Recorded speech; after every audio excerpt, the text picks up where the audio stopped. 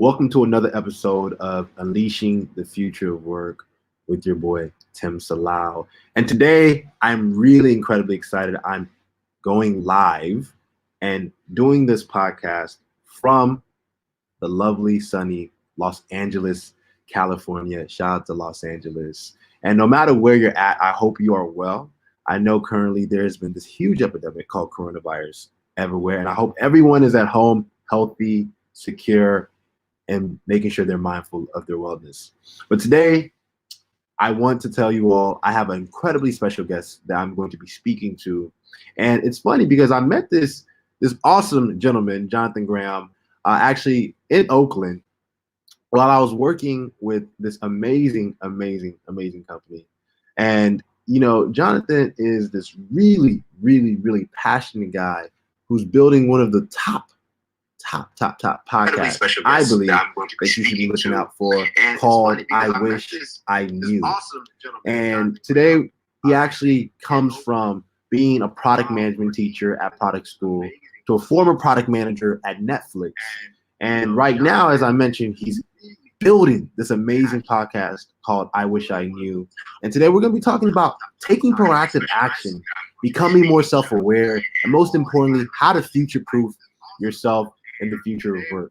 So, without further ado, I want to have y'all show love for Jonathan, and more importantly, comment where you're viewing and tuning in from in the comments as well, so we can show love to you. So with that said, wow, thank you, Tim. That's a hell of an intro. I appreciate that. I'm a big fan of your work and everything that you're doing. You way you approach everything. That's actually how we actually met. Is I found you on LinkedIn. I was following you for a while and saw that, and then saw you move to the Bay Area, so I had to meet up.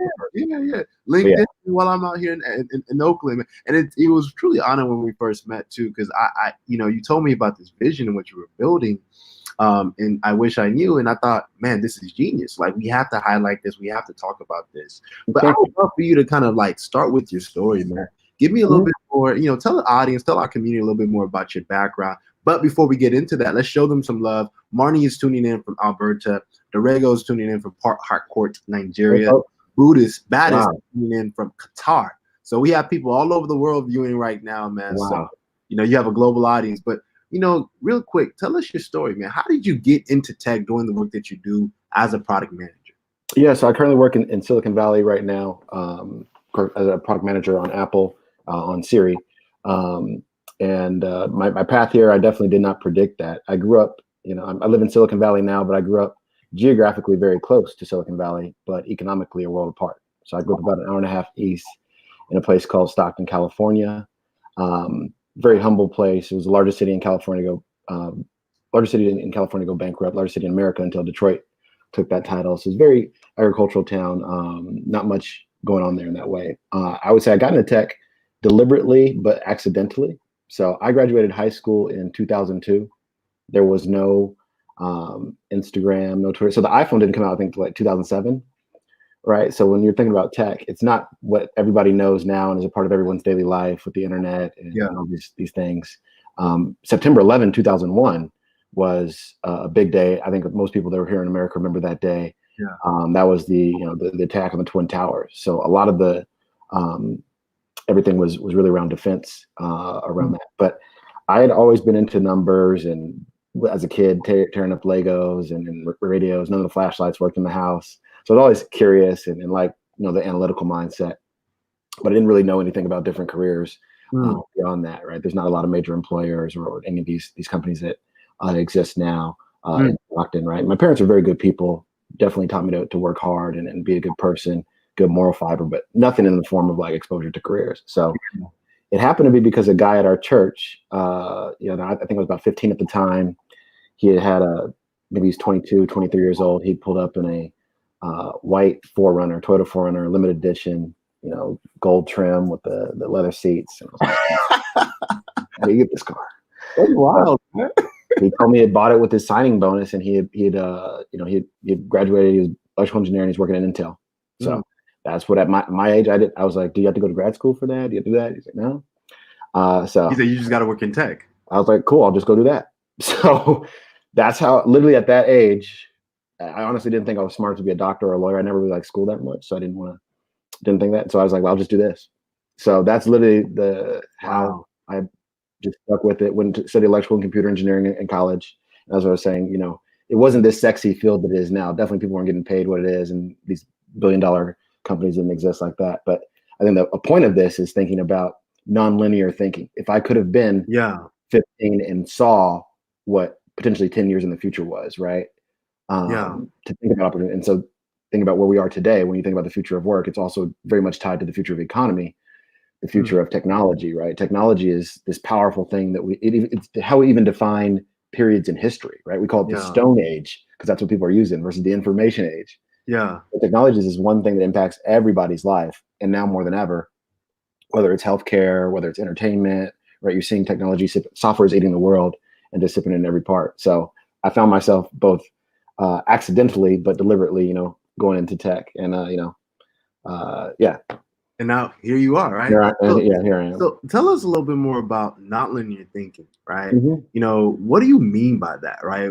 If there's nonlinear thinking, and then there's linear thinking, and then there's exponential thinking, right? Exactly. So what do you mean by nonlinear thinking?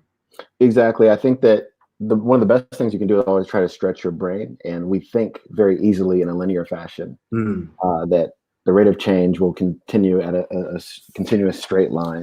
So for every step of X, you Yeah. see Y, I don't know, increase proportionately. Whereas nonlinear thinking or exponential thinking allows you to see that there's a different path of growth, and Mm. that you can't just say based on yesterday's assumptions we're going to continue to see growth the same way, right? Mm. That there are things that are going to happen at unit step changes or exponential changes that end up having huge breakthroughs. And so that's what we've seen with the advancement of many technologies. Some things do happen linearly, but um, the point in which social change would be a perfect example of this, where it would be nonlinear, where not much happens, and then there's a law that's passed that totally changes, whether if you're in South Africa with apartheid or civil rights here in the United States, right, where a huge breakthrough changed. Mm. So being able to think about the impossible requires you to understand that change will happen in nonlinear ways, right? Mm. There'll be huge breakthroughs at different points. Now, So do you think that often people struggle to think this way because it's human nature to really be conditioned in the way things are, right? yep. It's hard for us to change or say like things are going to change constantly. So, in your perspective, what are some of the things that we can do as people to be more receptive to thinking from an exponential standpoint? Yeah, I totally agree with that. I think that school, the way we're taught, the Mm. learning, Mm. formal education, how it's Yeah. done is in a linear fashion. The way that we certify people's knowledge of Yeah. information is based on here's a college, typical college. You have your 4 different years, and you're supposed to have 2 semesters each, right? It's not based on the idea that you can learn that skill or proficiency in that subject Mm. in maybe 18 months, right? Everything's awarded on this time-based things versus competency-based. And Jeff Bezos is probably one of the best, if not, I would say go watch the videos from him when Amazon originally Mm. was called relentless.com. If you go to that website, it'll still point to Amazon. Um, he talks a lot about it. And it's so funny to look at this stuff now and be like, this is obvious. It was Mm. such a layup. But people at the time were comparing Amazon to Borders and Barnes and Noble. It's just like, oh, you're just a book retailer. There's nothing different than you. You're just, having this internet medium. But he had the Mm. visionary thinking about doing that. And he's probably one of the best visionary thinkers, future thinkers that I've come across. And it's not easy. Our brains did not evolve to think that way. There's a lot of different biases that we have as humans and how we evolved, evolutionary psychology stuff Mm. that impacts how we process information, how we discount the future for today.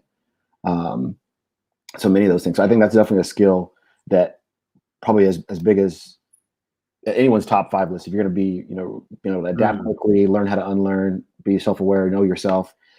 Definitely, I would say thinking about the future, so that if you Mm. know where the puck is going, that's where you can help skate there and position yourself well. And So I think with the so skates with are better now than ever.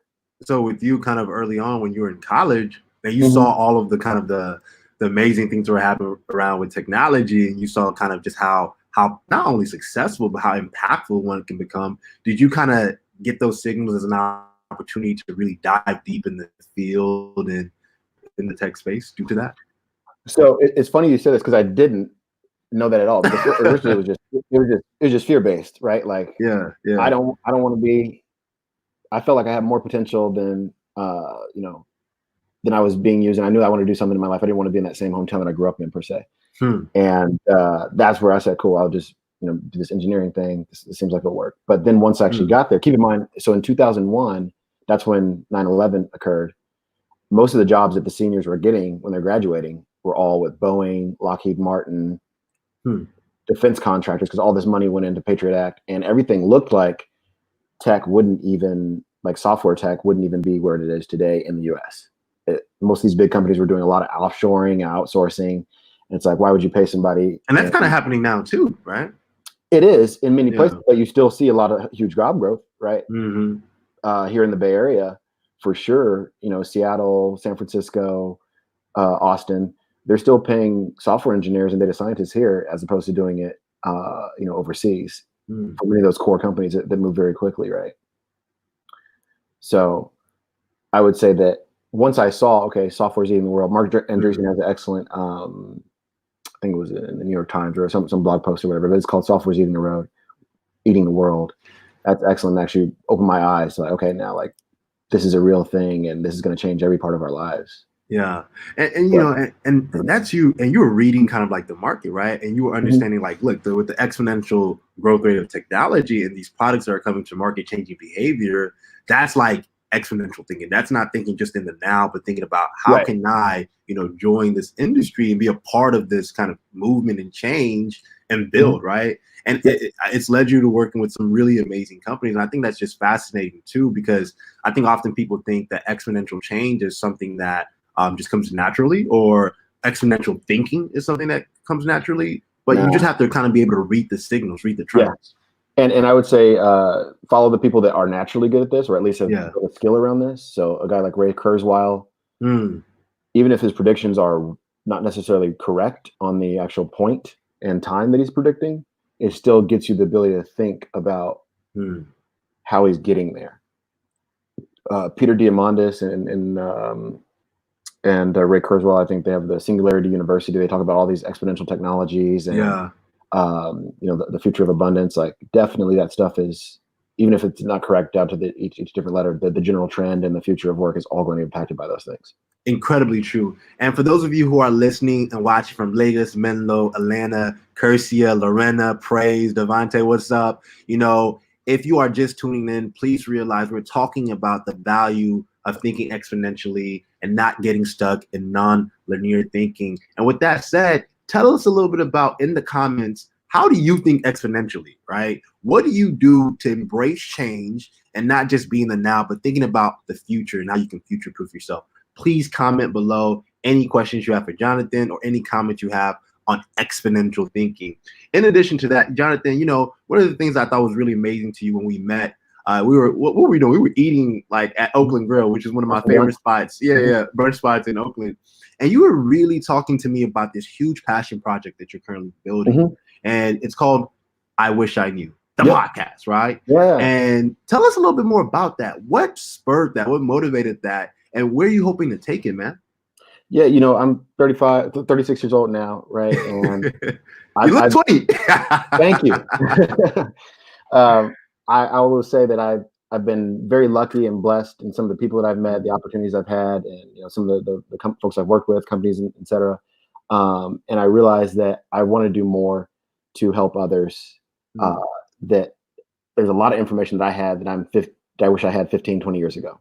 Yeah. Right. And I didn't have those people in my life. I think it was because of, understanding that we live in a finance-driven economy where most people trade money for time. And in this capitalist area, no one's actually given a rule book on how to play the game, or definitely, if you think about it, kind of like a menu, all the different options that are there. And your career makes up a bulk of your working hours. It's true. And if you don't actually know about something, how can you actually pursue the right one? Or if you choose the wrong one, it can be very weighing on your own personality and your experience and affect you in other parts of life. So I see that trying to help people find out as much about themselves and much about how the economy works and much about what opportunities it may be best for them to take advantage of would be like something that I can do that brings me a deeper level of fulfillment that you can't get without doing something that that's touching someone else's life. So I do mentoring one-on-one.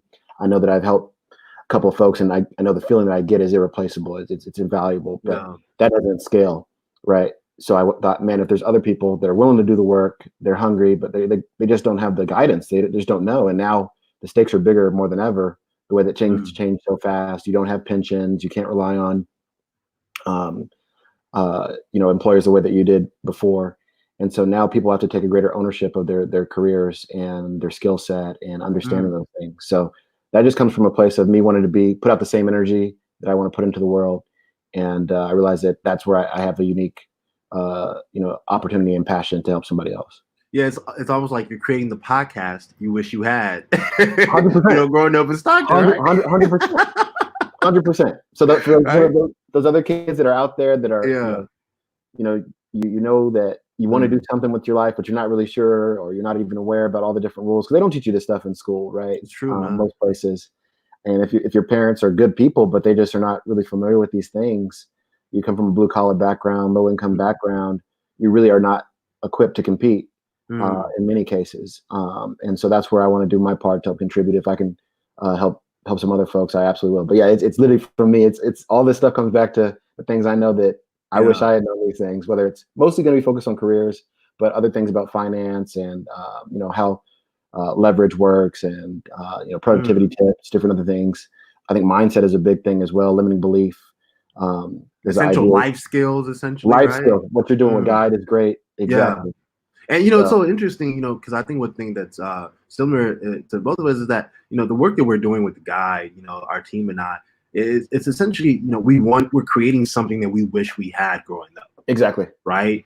And I feel as if when you always are building things, or you're starting something, and it comes from this, this space in your heart, in your emotions, where I just want to give back. I want to get that value back. Something that I know is necessary, but I wish I had when I'm younger. That's the feel, right? That's the motivation. And, I was just taken aback when you told me about this project, man, because, I think that I'm not listening to podcasts that are doing enough of this, right? And there can never be too much value, too much good out there in the world. So, I'm really excited about this project you're working on, man. Thank you, man. And I got to say, I was absolutely inspired by you. I see you're young, you're ambitious, you have the energy, you're going out and you're adding value to the world. So that's why I'm happy we connected. Man, me too. So let me go ahead and show love to our awesome community right now. So Camilla is saying she brings women into the room and always combines art with science, right? That's how she kind of cultivates exponential thinking and encouraging people to think beyond just the linear fashion. In addition to that, Jada West is asking actually, Jonathan, what are some practices you incorporate in your life to practice exponential thinking? I would say listening to or reading. On Twitter, I follow folks that are smarter than me. I think that's one of the easiest ways. Twitter and LinkedIn are really great. Find given hashtags that you have interest in or whatever. But it's absolutely possible to expand your mind. After books, I believe like books are some of the most incredible assets on the planet. What took somebody maybe 20 years to learn, you can pick up in 2 weeks. It's crazy, right? It's the biggest cheat in life, in my opinion. So, yeah, reading books.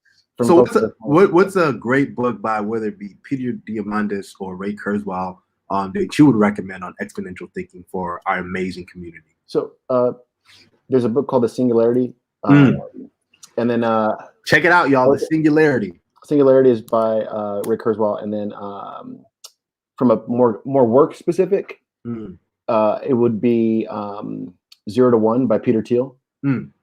So how things move from an idea to an actual execution to the world, and how you take these companies that basically we take for granted as household names that didn't exist, a dozen years ago, right? And so this book talks about those things more from the angle of like company building, but those things are applicable because all the careers that you have are all fitting into some sort of corporation, right? That's ultimately how those things get monetized. I love that. So 0 to 1 and 0 to 1 by Peter Thiel. Yeah. And Elon Musk, I think, is a huge exactly. Follow him on Twitter. You won't know anything, but like go watch his interviews, listen to him, watch him on Joe Rogan. Yeah. see how he thinks. I think there was a book that was written on him by Walter Isaacson, the same guy who did the Steve Jobs book. Yeah. Great exponential thinker. You know, Camilla is actually also asking about what about lateral thinking, right? We're talking about exponential thinking versus nonlinear thinking, but you know, are there some ways that you practice lateral thinking, and how useful do you think it is? Yeah, I think that exponential thinking is good for the future. Yeah. And trying to think about big areas and what could be. But then you still have to get there. After you have your 30,000 foot view, you have to come back today. And there, I would say lateral thinking is applying something that you know here works in X, and you're applying it into Y, into maybe a different vertical, right? So yeah, the two are not mutually exclusive. I think that a great thinker is able to be fluid in their understanding of any problem space, and breaking those things down and seeing opportunities, and then understanding, you know, where are those gaps in those things. No one has a crystal ball in terms of knowing how everything in the future will be played out, but there are very strong trends when you combine them. So, for example, there's a guy, Chip Conley. He had a hotel chain, JDV, Joy DeVry. He sold that. I think he's an executive at Airbnb now, working with hospitality. He is a huge believer in Maslow's hierarchy of needs. Me too. I love that stuff. Totally. And so when he's an angel investor or looking at any business, he's looking at where does this fall on Maslow's list of human needs.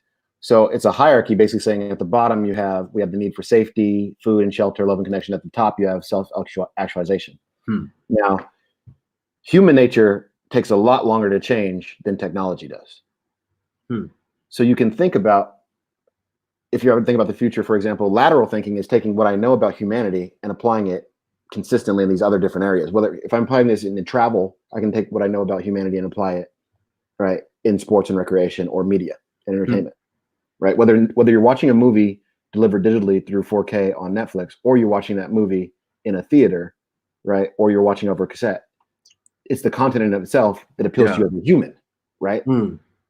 Those things are what great storytellers and filmmakers, why that doesn't change. Yeah, it's the constant across any industry. That's the constant that's appealing you to your human needs, right? When Steven Spielberg is making that movie, or whatever comes after 4K and HDR, whatever is AR, VR, that's just the tech.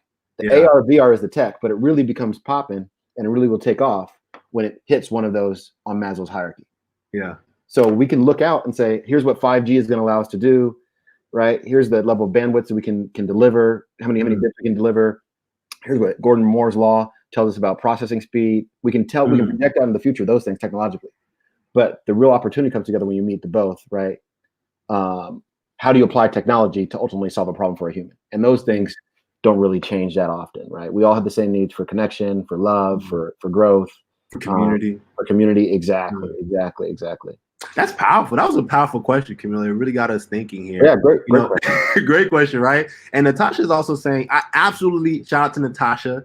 She's saying, I absolutely feel the same way about mentoring, similar to you, Jonathan. It is an extraordinary sense of purpose and fulfillment to do something for someone else that really matters for them. So she's definitely feeling that. Rashmi is saying, Range by David Epstein is a book which focuses on really learning many things in life and experimenting with your interests before honing in on one of those passions to inspire others. And she also talks about and wants to ask you, Jonathan, how do you go against the social stigma of trying many things at any point in life is bad, and that you should be specialized in one field and keep going? So one, thank you for that. I'm just writing this down, Range by David Epstein. So this is great. So Tekken, you're saying the question of managing the perception that if you're moving around a lot, that's not really a good thing versus being a specialist. Yeah. Okay. My personal opinion is that you ultimately do want to become a specialist. You don't want to specialize too early, though. So the way that, if you think about anybody that maximizes their economic value from a pure monetary perspective, a surgeon who specializes in only heart surgery will far out earn a generalist doctor. The same thing when you have a lawyer. You don't want a generalist lawyer. You want the person who's specific to injury law, right? Or employment law, a specific type of environmental lawyer. So if you're in software, you're not going to be, trying to do full stack, right? Data engineering and data science. You're going to say, I'm going to be a data biz engineer. I specifically focus not just on UI interaction, but purely data biz. And you'll have the highest amount of, following for that, because everybody wants to learn from the specialist, right? They want to follow the specialist. You have the most amount of skill. That's how you maximize that. I would say earlier, though, you want to be able to course correct quickly. Try things that you as quickly as possible. Be honest with yourself. And that's why I think self-awareness is a super skill, because no one else is going to be able to do this work for you. Ultimately, it's up to us. Our parents can only give us so much. Great books and thought leaders can only give us so much, but we have to know ourselves, what we really want. We have to know if something isn't working out for us, how much of that is external, how much of it is internal? Meaning, is this the environment that I'm in, the boss that I'm reporting to, this particular company, or are there some things that I need to fix about myself? And it's probably a mix of the both, because we'll run out of time before we run out of opportunities to improve. That's my personal belief. I love that. I think it's so funny because I can relate with that to my career thus far. It's early on, I optimized around learning. What are the skills that I need? What am I good at? I like product. I like user experience design. I like evangelism and product marketing. And all of that has really informed my perspective in terms of where I'm at now with our organization and what we're doing with the Guide. It really informs my product sense. So I believe you're actually onto something there. I think early on in our careers, we need to optimize around learning versus saying we just need to do this. Absolutely. Dude, that's actually amazing. Those are great questions, man. These are great questions. Yeah, I have a little saying here, and you want to learn, so you can earn. Whoa, write that down, y'all. Learn, so you can earn. Seriously. And that's what I would say is, it's too easy for people to focus on the short term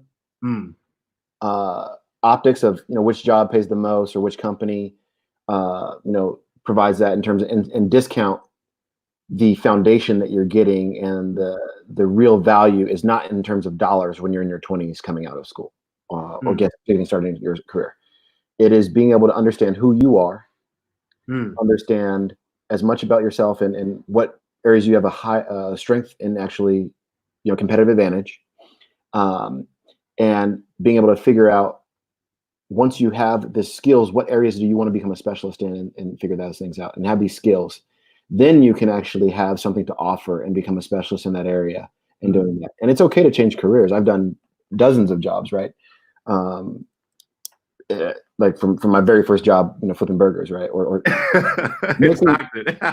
making lemonade and hot dogs. That's what it is.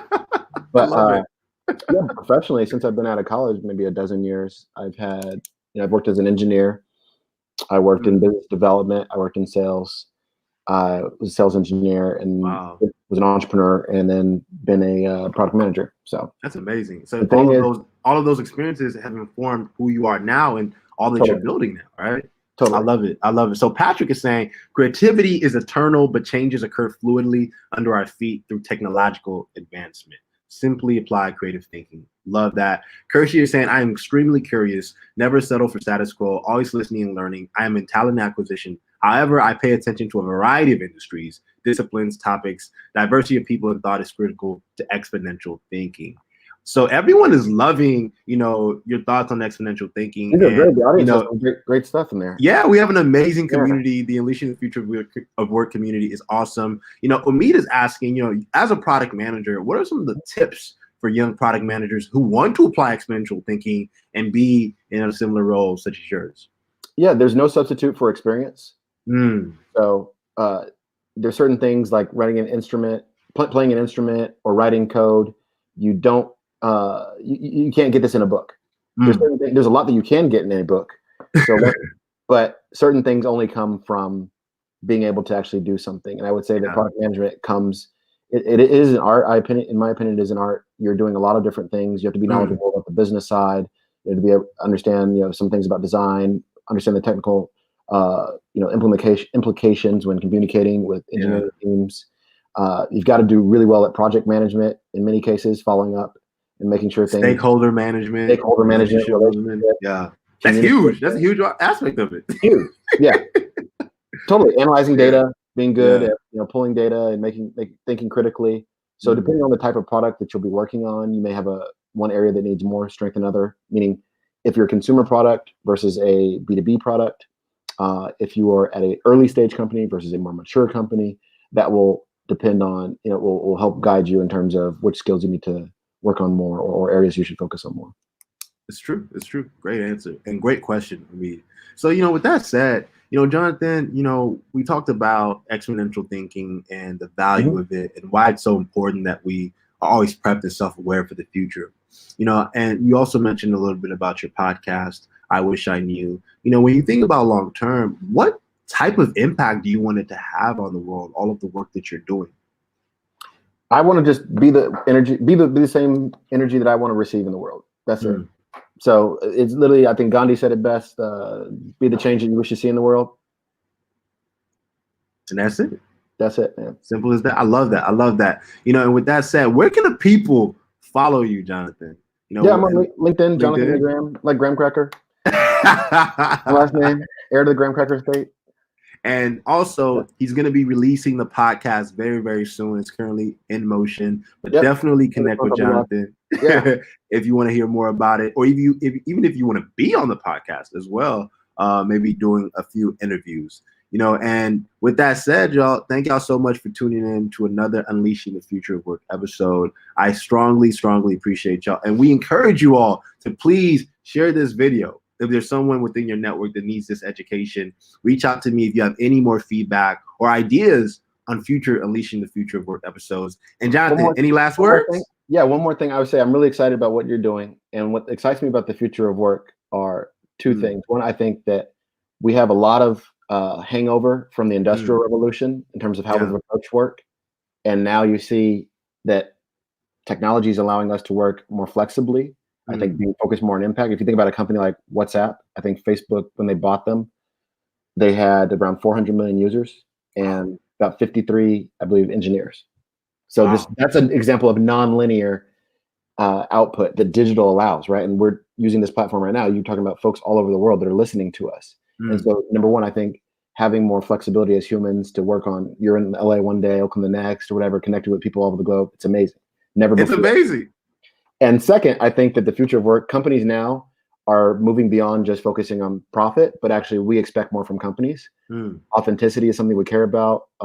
We want a company to take a stand for what do you believe in? Where do you stand on these different things? Brands have to be more accountable because of this. We don't have those same gatekeepers to do that. And I'm encouraged. And I think we're going to be living the era of abundance. So I love it. I love it. The era of abundance. Yeah, Jonathan, thank you so much, man, for being a part of this Unleashing the Future of Work episode. We appreciate you. My honor, man. Thank you. All right, y'all. Peace.